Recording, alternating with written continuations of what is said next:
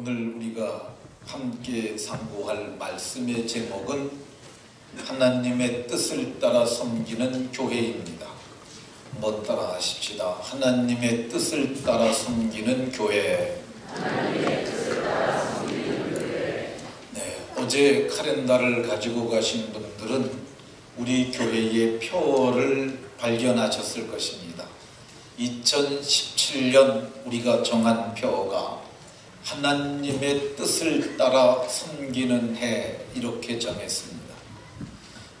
이것이 이제 제작이 예쁘게 돼서 2층과 3층 계단참이나 1층과 2층 계단참 두 곳 중에 하나 적절한 곳에 이렇게 1년 동안 달아두려고 생각하고 있습니다. 하나님의 뜻을 따라서 성도 섬기고, 또 하나님의 뜻을 따라서 우리 성도의 가정을 섬기고, 그리고 어린이집, 요양원, 교회, 노회, 이거 섬기는 해가 되길 소망함으로 이렇게 하나님의 뜻을 따라 섬기는 해라고 표를 정했습니다. 여기에 우리 교회의 7대 비전이 사실은 다 녹아 있습니다. 그래서 오늘은 누가가 다윗이 살았던 일생을 한마디로 정리했는데, 다윗은 하나님의 뜻을 따라 섬기다가 잠들었다고 얘기를 해서 이 말씀 중심에서 하나님의 뜻을 따라 섬기는 교회가 되자는 제목 가지고 같이 은혜 받도록 하겠습니다. 한번 더 따라 하십시다. 하나님의 뜻을 따라 섬기는 교회. 하나님의 뜻을 따라 섬기는 교회. 옆 사람과 서로 인사하면서 이렇게 서로에게 복을 빌어줍니다. 하나님의 뜻을 따라 서로 섬기는 아름다운 성도가 됩시다. 하나님의 뜻을 따라 섬기는 아름다운 성도가 네, 하나님의 뜻을 따라 서로 아름답게 섬기는 행전교회 성도님들이 다 되시길 예수님 이름으로 축원합니다. 우리나라의 교회 수가 약 5만 개 된다고 얘기를 합니다. 교회에 대해서 연구하는 학자들에 의하면 1년에 3,000개의 개척교회가 없어진다 그래요. 근데 3,000개씩 없어지는데도 매년 5만 개의 수를 유지하는 걸 보니까 3,000개씩 또 생겨나는 것 같습니다. 그러면 이 5만 개가 되는 교회의 주인은 누굴까? 세상 사람들은 그 교회 어떤 장로님이 개척해서 그 교회 그 장로님 거야, 이렇게 말하기도 합니다. 목사가 주인이라고 이렇게 말하는 세상 사람들도 있습니다. 근데 교회가 부동산이라고 하는 재산 가운데 들어있기 때문에 그렇게 그 사람들은 눈으로 보고 표현하는 것 당연합니다. 근데 우리는 조금 달라야 합니다. 왜 그러냐면 우리는 성경에서 말하는 교회가 어떤 것인지 알고 있기 때문입니다. 제가 늘 기도할 때마다 하나님, 우리 교회 이런 교회 되게 해주세요라고 하는 성경 요절이 있습니다. 사도행전 9장 31절의 교회인데요. 하나님, 우리 교회가 평안하고 든든히 서가게 해주세요. 주를 경외하는 교회가 되게 해주세요. 성령의 위로로 진행하는 교회가 되게 해주세요. 수가 더 많아지는 아름다운 사도행전적 교회 되게 해주세요. 제가 이렇게 기도 많이 하는데요. 여기에 나오는 교회라는 단어가 헬라말로 에클레시아라고 하는 단어입니다. 이 에클레시아라는 단어는 에크라는 단어와 칼레오라고 하는 두 단어가 합쳐져서 한 단어를 이룬 겁니다. 에크라는 말은 무엇으로부터 나온다라는 의미가 있고, 칼레오라는 단어는 불렀다라는 의미가 있어요. 그러니까 불러서 나온 사람들이에요. 어디서 불러서 나왔느냐? 세상 가운데서 불러서 나온 사람이에요. 누가 불렀느냐? 하나님의 성령께서 저들을 감동하셔서 불러서 나온 사람들이에요. 그러니까 교회는 건물이 아니라 성령께서 불러내서 주님의 피로 맺어진 예수 생명 공동체, 예수 사랑 공동체가 곧 교회인 줄로 깨달으시기 바랍니다. 그러면 교회의 주인은 누굴까? 예수님이 이렇게 말씀하셨어요. 내가 내 교회를 세우리니, 내가 이 반석 위에 내 교회를 세우리니. 이 내가는 예수님이 베드로에게 말씀하실 때 내가 세운다고 말씀하셨어요. 누구의 교회를 세우냐? 내 교회를 세운다 말씀하셨어요. 교회의 주인은 예수님입니다. 성경은 어떻게 예수님이 교회의 주인이 되냐? 어떻게 하나님이 교회의 주인이 되냐? 분명하게 말씀하시길 하나님이 사셨다고 얘기를 해요. 그냥 내 교회 되는 것 아니라 하나님이 자기 피로 값을 주고 샀으니까 자기가 주인이라는 거야. 그러니까 우리도 그렇지 않습니까? 물건을 값을 치르고 사면 그때부터 그게 내 소유가 되는 거죠. 하나님이 값을 치르셨다는 거야. 근데 어떤 값을 치르셨느냐? 교회가 생명공동체이기 때문에 생명이 피에 있잖아요. 그래서 하나님이 피로 값을 치르고 사셨다는 거야. 어떻게 하나님이 사람처럼 피를 가지고 계시고 어떻게 그 피로 살 수 있느냐, 이렇게 생각할 수 있는데, 성경을 보면 하나님이 태초에는 말씀으로 계셨어요. 근데 그 말씀이 사도 요한은 곧 하나님이셨다고 말씀하세요. 근데 말씀이 피가 진 인간이 되기 위하여 사람의 몸을 입고 오셨어요. 이 말씀이 그걸 육신이 되심이라고 얘기를 해요. 그거를 성육신이라고도 표현하는데, 말씀이 육신이 돼서 이걸 인카네이션이라고 그러는데 하나님이 사람이 되시는 거야. 우리 가운데 우리와 같이 혈과 육을 가진 존재로 그분께서 오셨어요. 그래서 그분이 이 인간들을 자기 피로 사시기 위해서 그분은 내가 대성물로 왔다고 말씀하셨고, 마침내 이 세상의 죄를 다 뒤집어 쓰시고 죄 없으신 의인이심에도 불구하고 죄인으로 정죄돼서 십자가에 못 박혀 죽습니다. 그분이 죽으심은 자기 죄 때문에 죽는 것이 아니라 대신 죽었기 때문에 대속이라고 얘기를 해요. 근데 그분께서 십자가에 못 박혀 죽으시는 그 순간 성경은 뭐라고 말하냐면, 이 사도 요한은 하나님께서 다 갚으신 사건이 이루어졌다고 얘기를 해요. 예수님께서 십자가에 못 박혀 죽으시면서 마지막에 다 이루었다라고 말씀하셨는데, 이게 테텔로스타이라는 말인데 이게 원래 장사꾼들이 쓰는 경제 용어야. 이 장사꾼들이 은행에서 대출받은 돈을 다 갚고 채권을 찾아오고, 그리고 그들에게 받았던 그 모든 문서를, 채무 문서를 찢어버리면서 내가 다 갚았다. 근데 그때 그게 테텔로스타예요.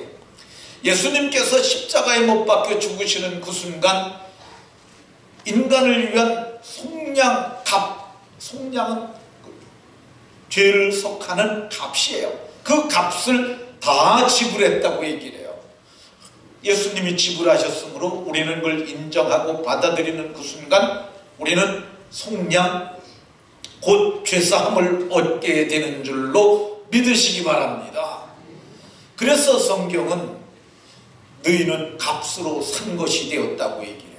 그러니까 내가 죄 아래 팔렸었는데 그분이 값을 치르시고 나를 다시 사셨으므로 이건 나는 내 것이 아니에요. 내 주인이 있는 거야. 그래서 내 주인을 향하여 우리는 뭐라고 부릅니까? 주님이라고 그러잖아요. 그러니까 주님이 우리의 주인이에요. 그러니까 주님이 나의 주인이니까 나의 소유, 나의 재산, 나의 모든 것도 다 그분의 것인 줄로 믿으시기 바랍니다. 23절에서도 바울 사도가 반복해서 너희는 값으로 주님이 사신 존재가 되었으니까 더 이상 사람의 종이 되어 사람의 뜻을 따라 살지 말고 하나님의 뜻을 따라 살라고 이렇게 말씀하고 있습니다. 그러면 누가 하나님의 뜻을 따라 교회를 섬길 수 있을까? 오늘 성경은 다윗이 하나님의 뜻을 따라 섬겼다고 얘기해요. 다윗은 하나님의 뜻을 따라 섬기다가, 그럼 다윗 시대는 교회도 없었는데 무슨 어떻게 다윗이 교회를 섬기고 하나님을 섬겼느냐 이렇게 생각할 수 있는데, 다윗 시대 이전에 이미 교회가 존재했습니다. 그것을 누가는 사도행전 7장에서 광야교회라고 이렇게 불렀어요. 교회가 어떤 공동체입니까? 예수의 피로 사신 공동체잖아요. 그들이 애굽에서 나올 때 양의 피를 문설주와 인방에 발라서, 설주는 양쪽의 기둥이고 인방은 위로 지나가는 건데 우슬초로 양의 피를 발랐어요. 그래서 심판의 피가 심판의 사자가 피를 보고 넘어간 것이 6월입니다. 그래서 저들은 피로 속량을 받은 거예요. 양의 피를 값으로 치르고 속량을 받았어요. 그들이 숫자가 많으니까 하나님께서 단체로 세례를 베풀었는데, 고린도전서 10장에 보게 되면 모세에게 속하여 구름과 바다에서 저들이 세례를 받았다고요. 이 세례가 그리스도와 함께 죽고 그리스도와 다시 함께 사는 거예요. 우리는 물속에 잠겨야 되는데 그게 바프티즘인데 우린 그렇게 하지 않고 상징적으로 물을 뿌리잖아요. 그런데 이스라엘 백성들이 이 홍해바다를 건널 때 성경은 분명하게 물이 좌우에 벽이 되니, 그러니까 물이 이렇게 빠진 곳을 뻘밭 지나가듯한 게 아니라 양쪽에 벽이 있었어요. 그러니까 물이 엄청나게 깊은 바다의 양쪽이 이렇게 물벽을 바라보면서 저게 무너지면 죽겠구나. 그리스도와 함께 죽고 그리스도와 함께 다시 사는 그 은혜를 그들이 체험하는 거죠. 그리고 그들이 광야에서 생명의 떡을 먹습니다. 그게 만나죠. 그래서 그들이 이 광야에서 교회가 있었기에 다윗 시대에도 역시 마찬가지로 이 믿음의 공동체, 그 예수 생명의 공동체가 있어서 그들이 하나님의 뜻을 따라 섬겼던 줄로 믿으시기 바랍니다. 그러면 다윗은 어떻게 하나님의 뜻을 따라 섬길 수가 있었을까? 하나님의 뜻을 따라 섬기려면은 마음이 맞아야 돼요. 그래야 그분의 뜻을 행할 수가 있습니다. 근데 성경을 보면 이새의 아들 다윗을 만나니 내 마음에 맞았다라고 얘기를 했어요. 마음이 맞으려면 어떻게 해야 됩니까? 뜻이 통하려면 어떻게 해야 돼요? 서로 좋은 감정 가져야 돼요. 좋은 감정이 사랑이에요. 그래서 하나님이 우리에게 말씀하시길, 너희는 마음을 다하고 성품을 다하고 뜻을 다하고 힘을 다하여 주 내 하나님 여호와를 사랑하라고 말씀하지 않습니까? 근데 다윗이 정말 여호와를 사랑했어요. 그러니까 사랑하니까 뜻이 맞아서 뜻을 이룰 수가 있었어요. 어제 노승원 형제가 결혼식을 했습니다. 서로 마음이 맞으니까 서로 사랑하게 됐고, 그래서 서로 사랑하니까 같은 뜻으로 결혼을 했어요. 얼마나 사랑을 했는지 부끄러움도 모르더라고요. 많은 사람 앞에서 그 사랑 고백을 공공연하게 편지를 써서 읽는데 정말 참 대단히 용감하다는 생각도 드는데, 그 사랑하지 않으면 못하는 거죠. 근데 그 예식이 끝나고 나서 이제 하객들에게 인사하고 그러는데, 제가 마당에서 봤는데 그냥 손을 꽉 붙잡고 그렇게 거길 다니더라고요. 그래서 이거 손 좀 놓고 다니지. 네, 그렇게 손을 붙잡고 다녀요. 이게 마음이 맞으니까. 그래서 뭐 이제 여행 가기로 했다는데, 그것도 서로 둘이 마음이 맞아서 괌으로 가기로 했대요. 근데 원래 토요일이나 주일날 가면 비싼가 봐요. 젊은이들 잘 들으세요. 이게 비싸니까 좀 늦춰서 평일에 가기로 해, 주중에 가기로 했나 봐요. 그랬더니 남자 쪽 50만 원, 여자 쪽 50만 원, 100만 원이 남더래요.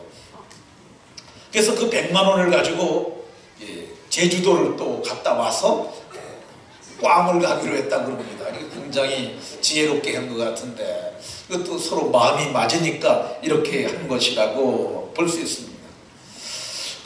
하나님을 사랑하는 것을 그럼 어떻게 할까? 우리가 하나님을 사랑하면 계명을 지킨다고 말씀하세요.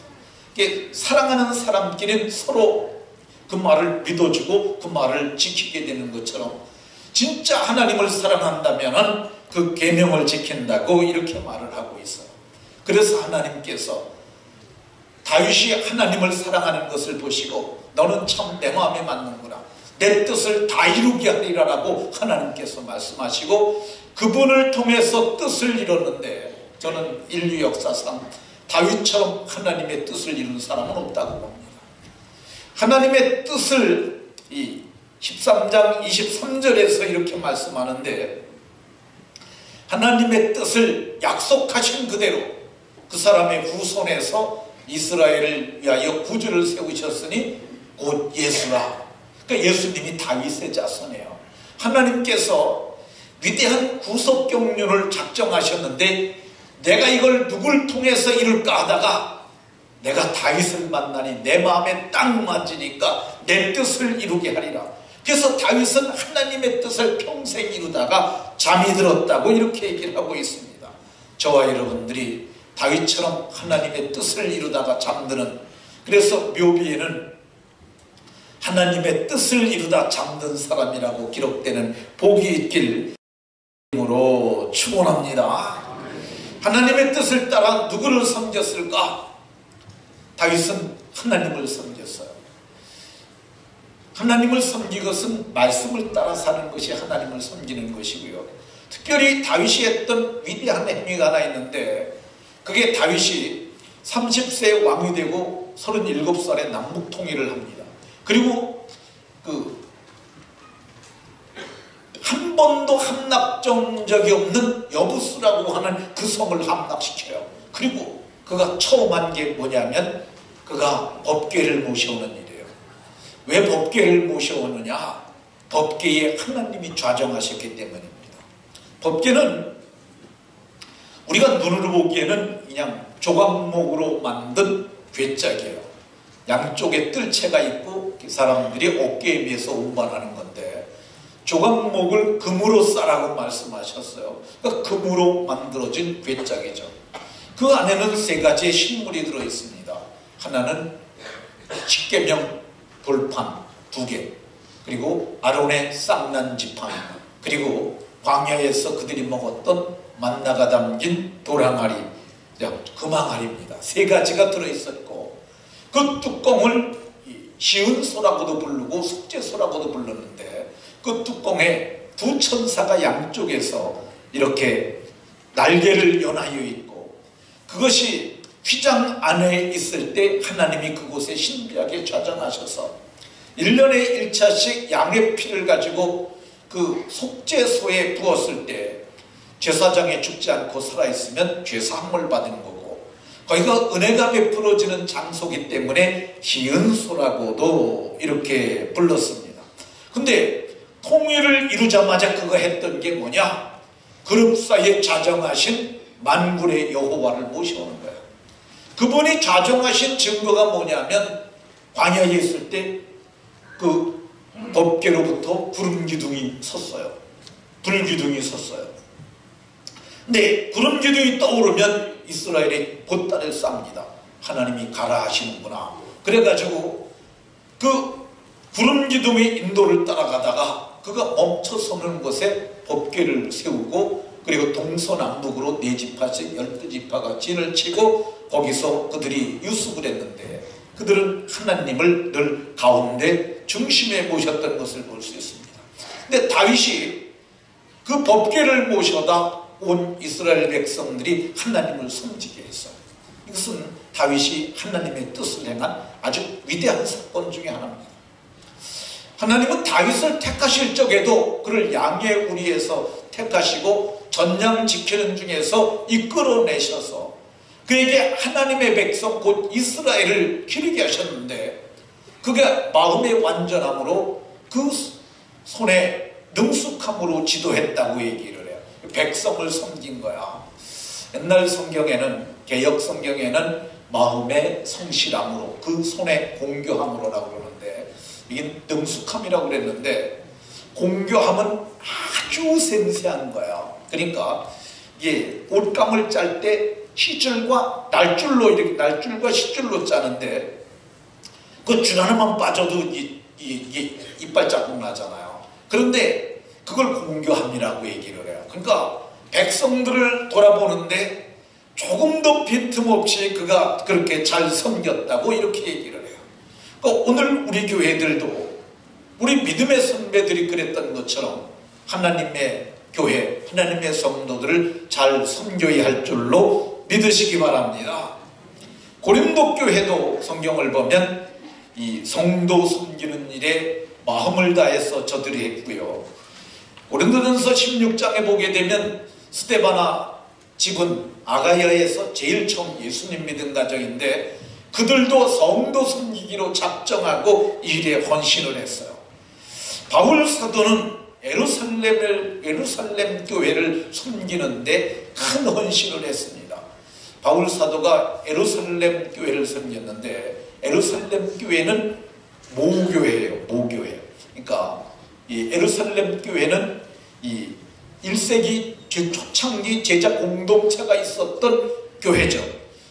로마서 15장 25절에 보면 자기가 예루살렘을 간다고 그랬는데 그게 뭔 얘기냐면은 예루살렘에 큰 흉년이 들어서 예루살렘 교회 동성도들이 먹을 것이 없다는 얘기를 듣습니다. 그러니까 바울 사도가 너희가 신령한 말씀을 저들로부터 받지 않았느냐, 그러니까 육신의 것으로 너희가 섬기는 것이 마땅하다면서 개척한 지교회들을 찾아다니면서 헌금하라고 그랬어요. 그래서 그 헌금을 싸가지고 예루살렘 교회를 간 거야. 예루살렘 교회는 우리 식으로 얘기하면 총회와 같은 거죠. 노회와 같은 것입니다. 근데 그거를 섬겼다고 얘기를 해요. 그러니까 교회가 자기네끼리만 하면 안 되고 노회도 섬겨야 하고 총회도 섬겨야 할 이유가 여기에 있는 줄로 믿으시기 바랍니다. 우리가 금년도에 이제 다윗처럼 섬기자라는 섬기는 해라고 그러면서 섬겨야 될 기관들을 해놨는데 마지막에 노회가 들어가 있잖아요. 이 성도님들하고 노회하고는 별로 상관없다고 생각할 수도 있어요. 근데 저도 목회를 시작하면서 노회가 귀찮은 조직처럼 생각했는데 목회를 하면서 보니까 노회가 꼭 필요하더라고요. 이 노회라는 것이 노자가 늙을 노자를 쓰는데 회자는 모일 회자예요. 그러니까 장로님들의 모임이에요. 그러니까 거기는 집사님들이나 권사님들은 이 회원이 될 수가 없어요. 그러니까 제가 회원이 되고 우리 교회에서는 장로님 두 분이라 할지라도 두 분이 다 회원이 되는 것이 아니라 매년 달라요. 한 분씩 교대로 회원이 됩니다. 그래서 이 노회의 회원이 돼서 노회를 섬기게 되는 거죠. 근데 이 노회가 하는 일이 뭐냐? 우리 교회가 알기로는 장로 고시하는 거 합니다. 그거 장로님들 지교에서 시험 보지 않고 노회가 해요. 그리고 목사들은 저기 어디에 있느냐면 노회에 속해 있어요. 그러니까 목사들이 이 고적이 어디에 있냐면 노회에 있는 거예요. 목사 고시도 노회에서 하고 목사 안수도 하고, 그리고 이제 거기서 끝나는 것이 아니라 이제 그 목사님들의 입출, 그러니까 딴 데로 가시거나 오거나, 그리고 지교회에 문제가 발생하면 행정 처리를 해주는 그런 역할을 하는데 그 노회를 이끌 사람이 필요합니다. 매년 노회를 이끌 사람이 바뀌어요. 그거를 노회장이라고 이렇게 부르는데 노회장은 이제 1년만 하는 거야.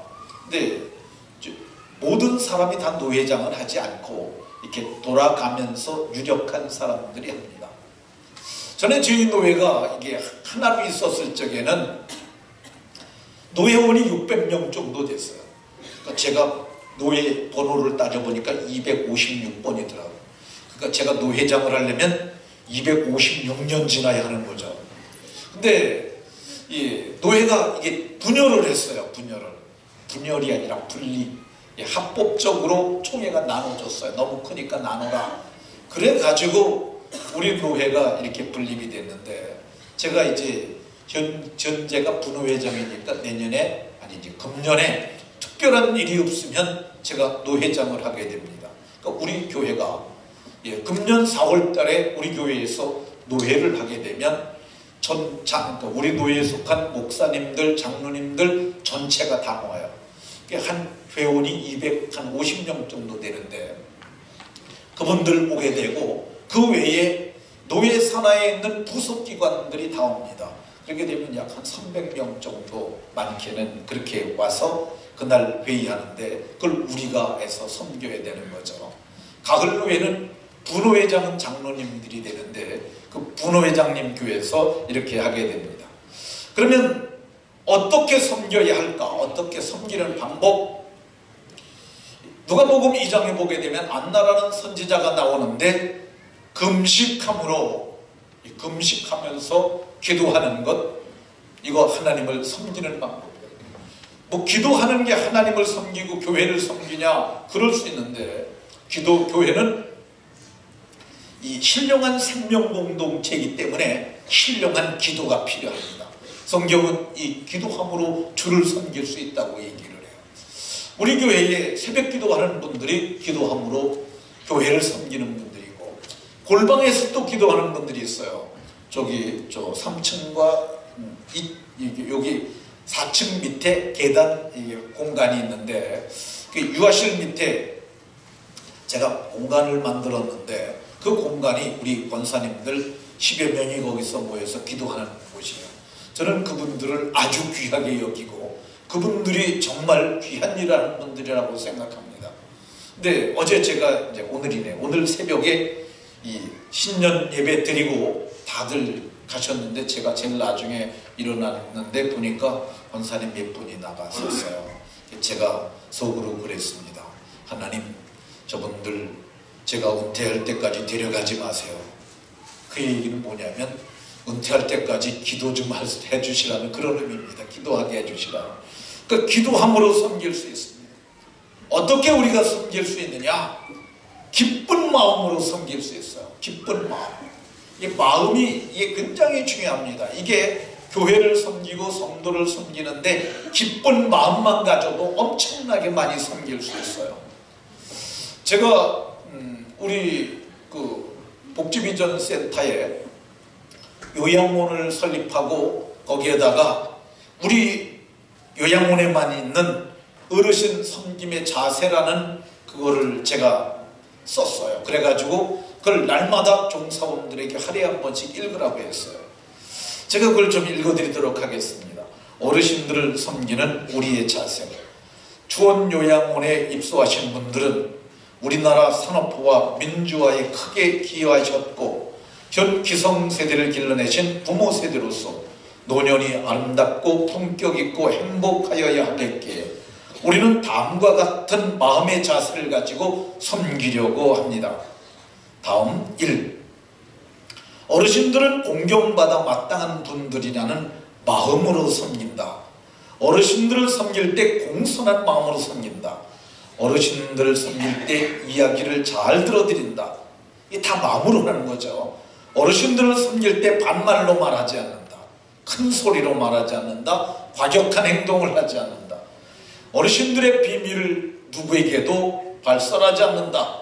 어르신들 섬김에 귀찮아하지 않는다. 어르신들을 최선을 다하여 섬긴다. 그랬는데 이게 다 마음에 있는 거야. 마음으로 최선을 다해 섬기는 거죠.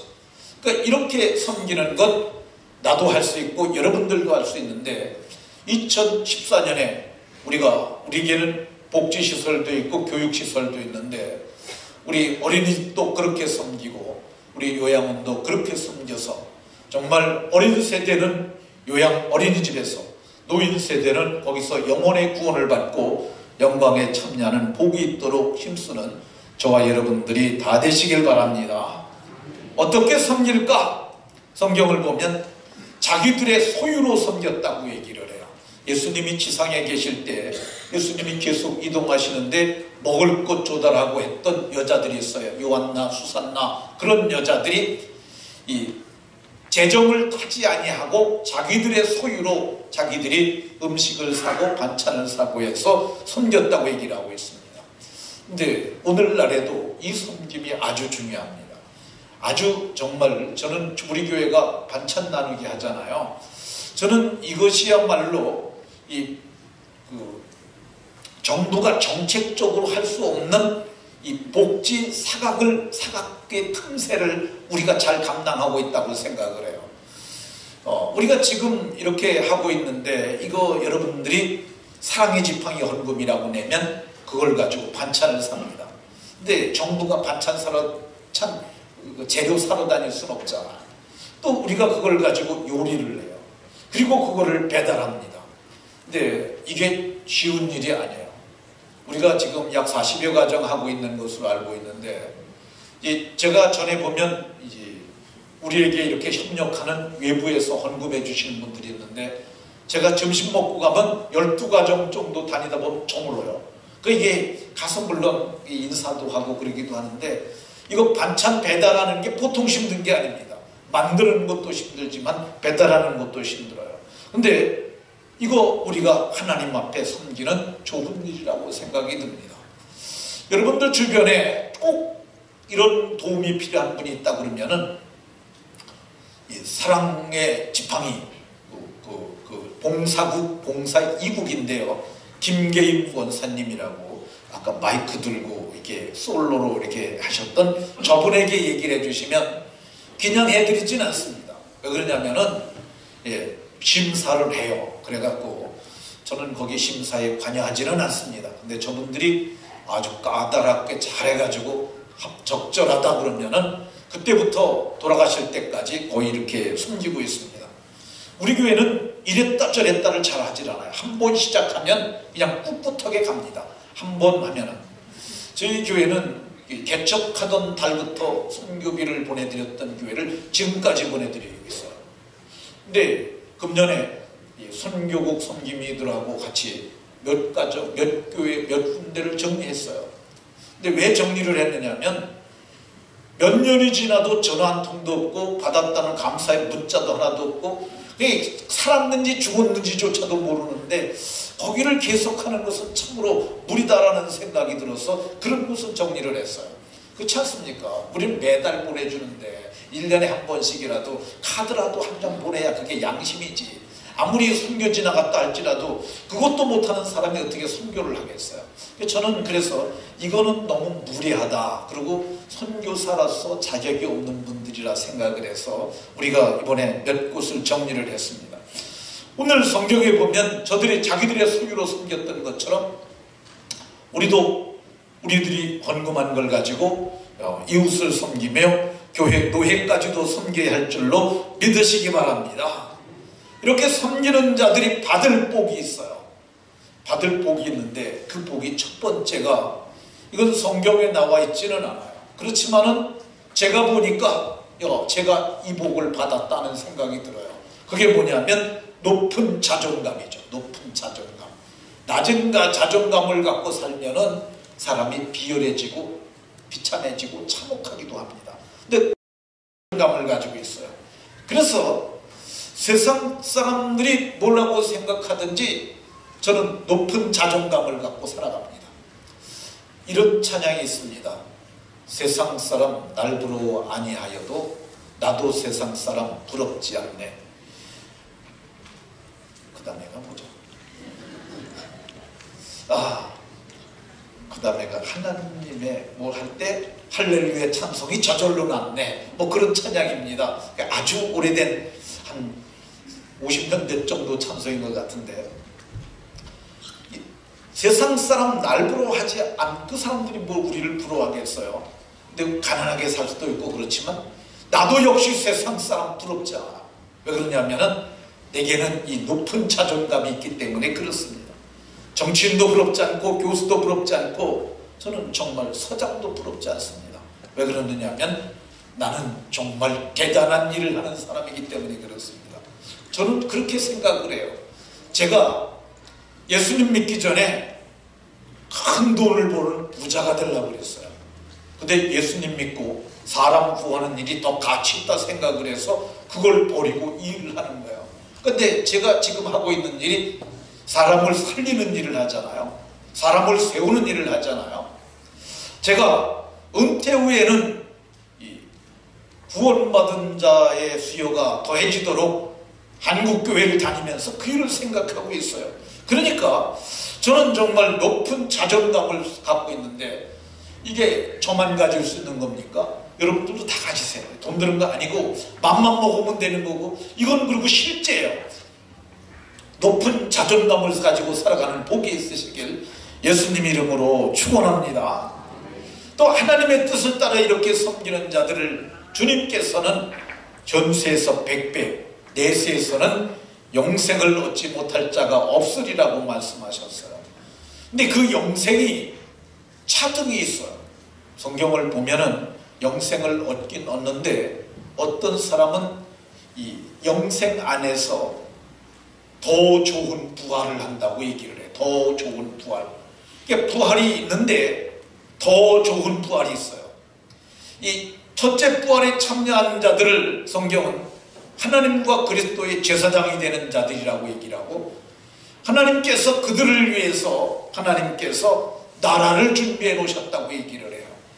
가난한 자들, 줄인 자들, 먹일 것 주고, 목마를 때 마시게 하고, 나그네 되었을 때 영접하고, 헛벌 헐벗었을 때 옷 입히고, 병들었을 때, 옥에 갇혔을 때, 이 돌아본 자들에게 하나님께서 이렇게 섬기는 자들에게 복을 약속하고 있는데, 창세로부터 예비된 나라를 상속하라.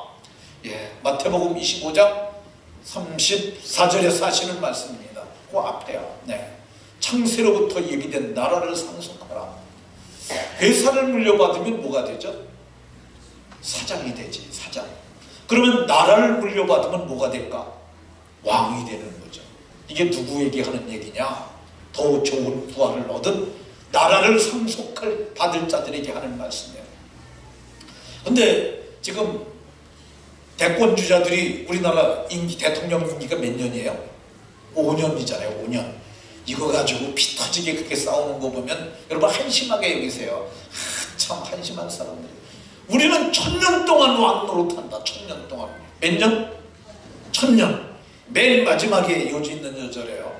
하나님과 그리스도의 제사장이 되어 1000년 동안 그리스도와 더불어 뭐 노릇하리로다? 왕 노릇하리로다. 이거 남 얘기 아니고 내 얘기고 여러분들 얘기예요. 그러니까 여러분들이 오늘 좀 삶이 고단하고 힘들고 어려울지라도 전세만 바라보지 마시고 장차 올 내게 나타날 그 영광을 바라보고, 현재의 고난은 장차 나타날 영광과 좋게 비교할 수 없다. 그것이 내 것이라는 높은 자존감을 가지고 하나님 앞에서 당당하고 담대하게 다윗처럼 하나님의 뜻을 따라 섬기는 복 있는 삶을 사시다가 다윗처럼 잠들어서 영광에 참여하는 복이 있으시길 예수님 이름으로 축원합니다. 기도하겠습니다.